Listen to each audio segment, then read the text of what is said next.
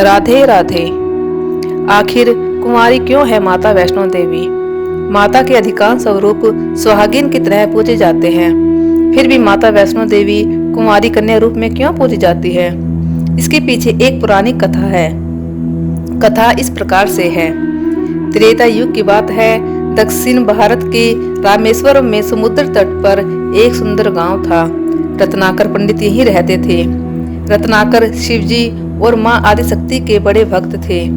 गांव शहर में रत्नाकर का मान तो बहुत था, पर कोई संतान न थी। रत्नाकर की पत्नी हमेशा मां आदिशक्ति से संतान की गुहार लगाती रहती थी। उन्होंने लगातार कई वर्षों तक मां की पूजा अर्चना की।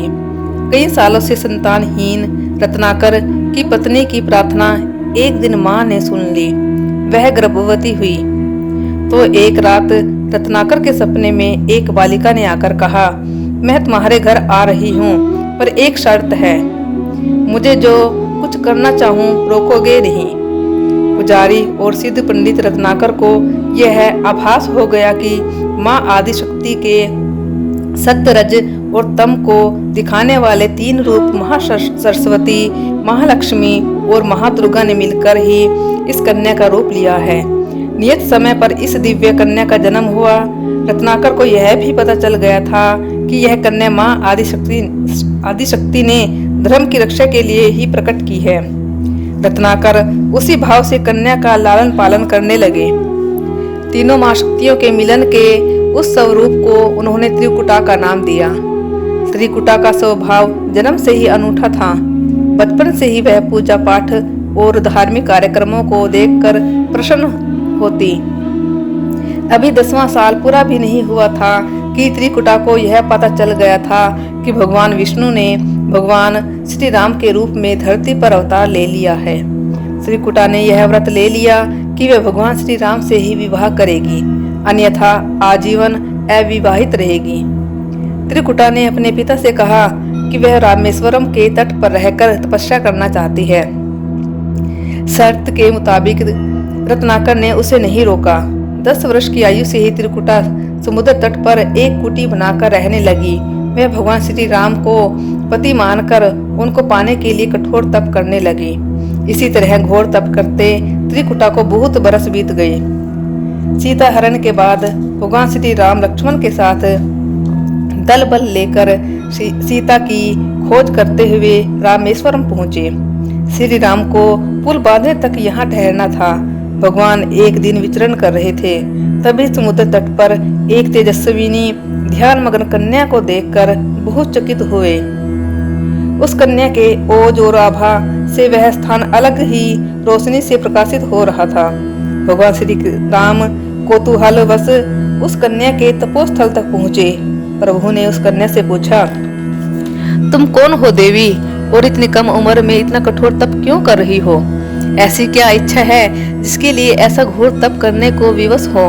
कन्या ने भगवान को विनय पूर्वक प्रणाम करके अपना परिचय पंडित रत्नाकर की पुत्री त्रिकुटा के रूप में दिया, फिर अपनी प्रतिज्ञा बताई।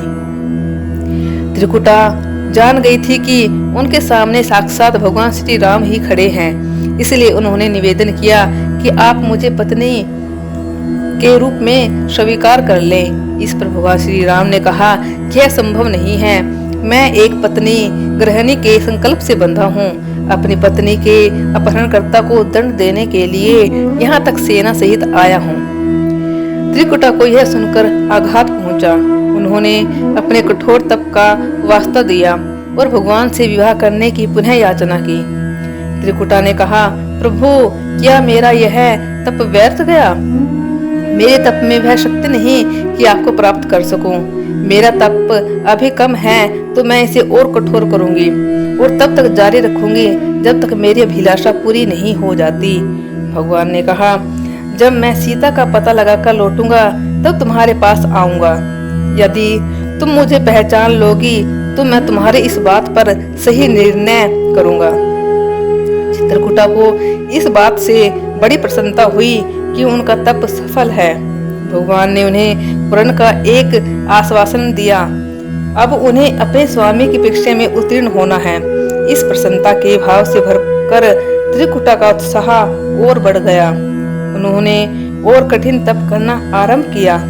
उनके तप का प्रभाव ऐसा था कि उनकी कुटी के आसपास का पूरा क्षेत्र एक अलग प्रकाश से प्रकाशित होता था। भगवान श्री राम ने रावण के साथ युद्ध कर उसे हराया। विभीषण को लंका का राजा बनाकर अपनी पत्नी, भाई और समस्त सेना के साथ वह अपने नगर को लौटने लगे। प्रभु लंका विजय के बाद पुष्पक विमान पर सवार होकर लौट रहे थे। उन्हें त्रिकुटा को दिया गया अपना वचन भी पूरा करना था। रामेश्वरम के तट पर पहुंचते ही भगवान ने विमान रुकवा दिया। सभी कौतूहल में पड़ गए तो प्रभु ने उन्हें कुछ पल की प्रतीक्षा करने को कहा।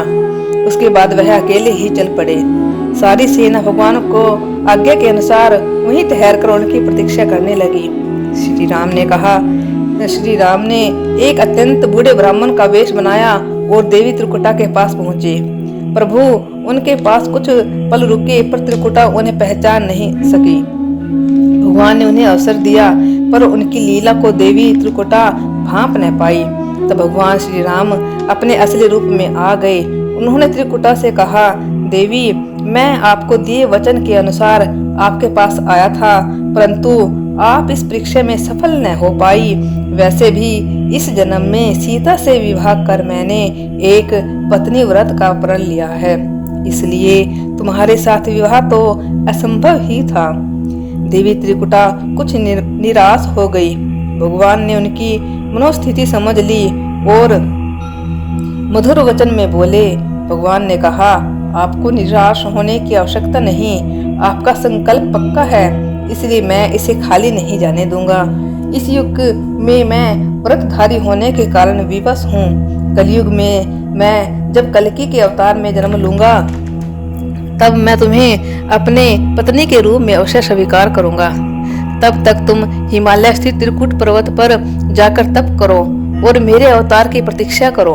भगवान ने उन्हें वरदान देते हुए कहा, तुम भक्तों के कष्ट और दुखों का नाश करते हुए इस संसार का कल्याण करती रहो। विष्णु का अंश होने, उनके कुल में अवतार होने तथा विष्णु पूजक होने के नाते सारा संसार तुम्हें माता वैष्णो के रूप में पूजेगा। कलयुग में तुम्हारे लिए कुछ भी अदेय नहीं होगा। जो भी भक्त भक्ति भाव से तुम्हारी पूजा अर्चना करेंगे उन्हें तुम सर्वस्व प्रदान करोगी। भगवान श्री राम यह वरदान देकर चले गए। त्रिकुटा भी श्री राम से मिले इस वचन से अत्यंत प्रसन्न थी। उन्होंने प्रभु के आदेश अनुसार संसार के कल्याण का संकल्प लिया। त्रिकुटा उत्तरी भारत के मानिक पर्वत श्रृंखला की 3 पहाड़ों वाले त्रिकुट पर्वत पर तप के लिए आ गई। वही माता वैष्णो देवी के नाम से विराजमान है। श्री हरि का वरदान होने के कारण वैष्णो माता भक्तों की सभी मनोकामनाएं पूरी करती है, इसलिए माता का स्वरूप कुमारी का है। वह श्री हरि के कल्कि अवतार की प्रतीक्षा कर रही है। उस अवतार के बाद भगवान उन्हें स्वीकार करेंगे और संभव है माता वैष्णो माता को किसी अन्य धाम पर भी स्थान दे और उन्हें कुछ अन्य दायित्व भी दे।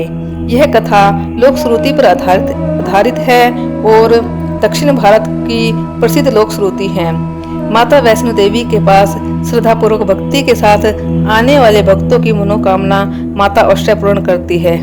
जय मां वैष्णो देवी।